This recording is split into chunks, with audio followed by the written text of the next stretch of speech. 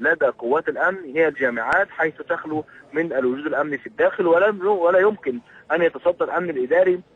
لتظاهرات بالمئات ولا حتى بالعشرات، لان قوات الامن الاداري كان مهمتها فقط وفق القانون ووفق الحكم الصادر بمنع دخول الحرس الجامعي الى حرم الجامعه هو ان تتولى افراد الامن الاداري حمايه المنشات، لكن في ظل هذه التوترات يصعب على افراد الامن الاداري القيام بذلك، وهذا ما اقوله عمرو، وربما هذه التحركات ستعزز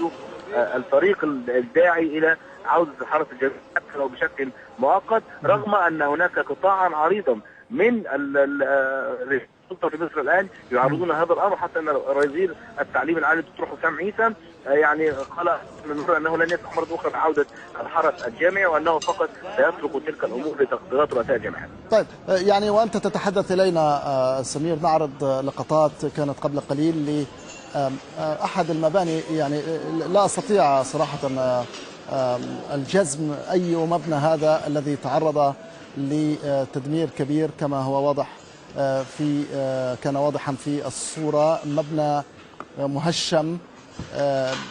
لا أدري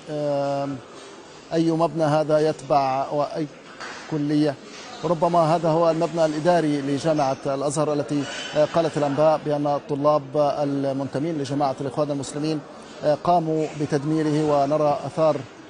هذه الاعتداءات. يعني هذه صور طبعا من داخل هذا المبنى الإداري، وكانت الأنباء أيضا تحدثت عن أن الطلاب قاموا بالاعتداء على مكتب رئيس الجامعة الدكتور أسامة العبد الذي طلب تعزيزات أمنية للدخول إلى حرم الجامعة لحمايتها. طيب سمير، الآن السؤال الأكبر الذي كنت تتحدث إليه، هل ما زال سمير معي؟ طيب يبدو أن سمير ليس معي الآن، قد أعود إليه في سياق هذه الساعة الإخبارية.